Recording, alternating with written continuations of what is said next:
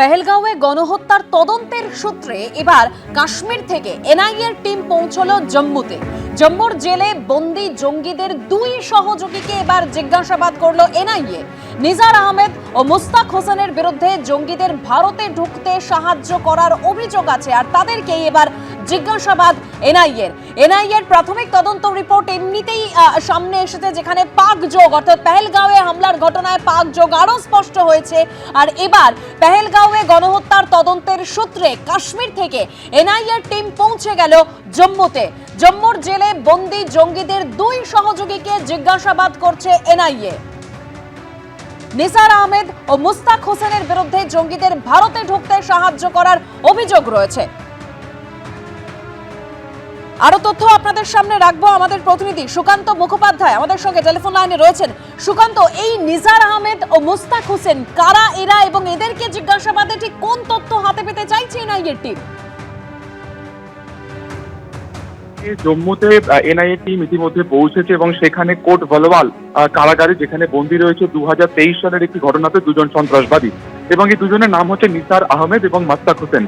NIA সূত্রে খবর যে এরা যে সময় অনুপ্রবেশ করে জম্মু রাজৌরি সেক্টর থেকে ঢুকেছিল, সেই সময় অনুপ্রবেশ করার পরে তারা ধর্মের নামে বা ধর্ম জিজ্ঞাসা করে বেশ কয়েকজনকে কিন্তু হত্যা করে, এবং সেই সময় তারা 5 জন জঙ্গি এপারে এসেছিল, ওই রাজৌরি সেক্টর থেকে অনুপ্রবেশ করেছিল। সেই সময় সেনার সাথে তাদের গুলি বিনিময় হয়, তাদের 3 জন সন্ত্রাসবাদী ঘটনাস্থলে মৃত্যু হলেও এই দুজন আহত অবস্থায় তাদেরকে ধরা হয়, এবং তারপর থেকে তারা কিন্তু এই জেলে বন্দী রয়েছে।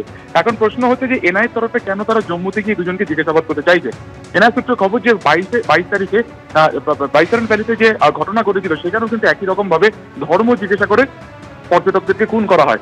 অনেকটা মোডাস অফ অপারেন্ডি বা অনেকটা এই যে প্যাটার্নটা, সেটা কিন্তু অনেকটা সেম রয়েছে 2023 সালে রাজৌরির এই দুজন জঙ্গির হত্যাকাণ্ডের সাথে। ফলত তাদেরকে জিজ্ঞাসা করে এটা জানার চেষ্টা হচ্ছে যে তারা এই বাইসারান যারা হামলা করেছিল আসিফ ফৌজির সাথে তাদের কোনো লিঙ্ক আপ রয়েছে কিনা, বা লস্করি তৈয়বার যে টিআরএফ যারা এই গোটা ঘটনাটি ঘটেছিল বাইসারান উপত্যকাতে, তার সাথে কোনো রকম সংস্পর্শ বা কোনো রকম ভাবে তাদের সম্পর্ক রয়েছে কিনা, বা কোনো কানেকশন এই নিসার এবং মুস্তাক হোসেনের রয়েছে কিনা, এই বিষয়টিকে আরো একেবারে বাইরে আনার জন্য বা তারা বোঝার জন্য আজকে জম্মুতে তারা গেলেন, পৌঁছেছেন ইতিমধ্যে, এবং আর কিছুক্ষণের মধ্যে পেপার প্রক্রিয়া কমপ্লিট করার পরে ভালোবাল যে জেল রয়েছে সেখানে এই নিসারকে এবং মুস্তাককে জিজ্ঞাসাবাদ করবে এবং তাদের বয়ান রেকর্ড করা হবে।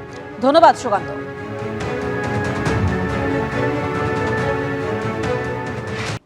পেহেলগাঁওয়ের বদলার প্রতীক্ষায় দেশবাসী। খুব শিগগিরই কি পাকিস্তানকে প্রত্যাঘাত করতে চলেছে ভারতীয় সেনা? ভারতীয় বায়ুসেনার জন্য উত্তরপ্রদেশে তৈরি নাইট ল্যান্ডিং এয়ার স্ট্রিপ। উত্তরপ্রদেশের শাহজাহানপুরে গঙ্গা এক্সপ্রেসওয়ের ওপর সফল অবতরণ হলো রাফাল মিরাজ জাগুয়ারের। আওয়াজ এখানে, উদ্বেগ আতঙ্ক ভয় ওখানে। ভারতীয় বায়ুসেনার 4 রত্ন রাফাল, জাগুয়ার, মিরাজ, সুখোইয়ের গর্জনে কেঁপে উঠল উত্তরপ্রদেশের আকাশ বাতাস। বারবার বার্তা একটাই, তৈরি সামরিক বাহিনী, জল স্থল আকাশ, প্রস্তুতি শেষ। এবার প্রত্যাঘাতের পালা, জবাব দেওয়ার পালা। গগনভেদী আওয়াজে উড়ে যাচ্ছে রাফাল।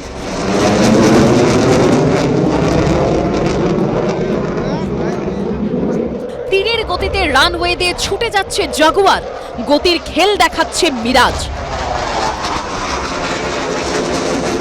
সুখোইয়ের উড়ান দেশবাসীর কাছে সুখ দৃশ্য। বায়ুসেনার অত্যাধুনিক কপ্টার থেকে এয়ার ড্রপ।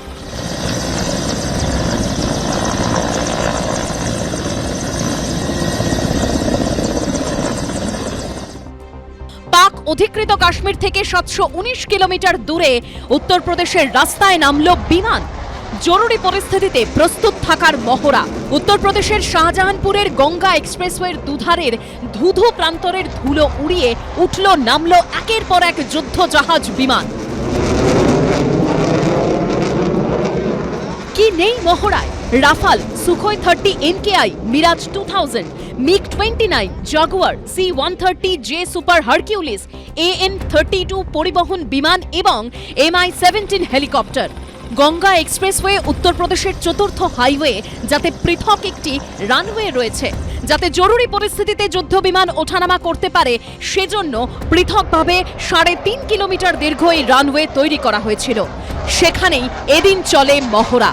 যুদ্ধের সময় বিমান ঘাঁটিগুলি সবসময় শত্রুপক্ষের নজরে থাকে। তাই প্লেন ওঠানামার বিকল্প হিসাবে হাইওয়েতেও রানওয়ের ব্যবস্থা করা হয়। 71-এ ওরা তো সবচেয়ে আগে প্রিএমটিভ স্ট্রাইক করলো 6টার সময় সন্ধেবেলা, যখন আমরা দেখলাম পাঠানকোট, আদমপুর, আম্বালা, ভুজ, নাদিয়া এই সমস্ত জায়গায় প্রিএমটিভ অ্যাটাক হলো। প্রিএমটিভ অ্যাটাক করে ওরা জানে যে এয়ারক্রাফটগুলো বেশিরভাগই কংক্রিট পেনের ভেতর থাকে, তাদের তো কিছু করতে পারবে না, কিন্তু রানওয়ে ড্যামেজ করে দিলে অন্তত এক রাতের ধাক্কা চলে যাবে, ওই এক রাতে আর কোনো ফ্লাইং অ্যাক্টিভিটি হবে না। সেই জন্য একটা অল্টারনেটিভ চিন্তা করা হয়েছে। 250টি সিসি ক্যামেরায় মুড়ে ফেলা হয়েছে গোটা রানওয়ে চত্বর। একই ধরনের রানওয়ে রয়েছে আগ্রা লখনৌ এক্সপ্রেসওয়ে, পূর্বাঞ্চল এক্সপ্রেসওয়ে ও বুন্দেলখণ্ড এক্সপ্রেসওয়েতে। পেহেলগাঁও কাণ্ড পরবর্তী পরিস্থিতিতে ভারত যে প্রত্যাঘাতের জন্য পুরোপুরি তৈরি, এই ছবি তা আরও একবার জানান দিল। আর এরই মধ্যে সূত্রের খবর, পাক সীমান্তবর্তী এলাকায় রেলকর্মীদের সতর্ক করল ভারতীয় রেল বোর্ড।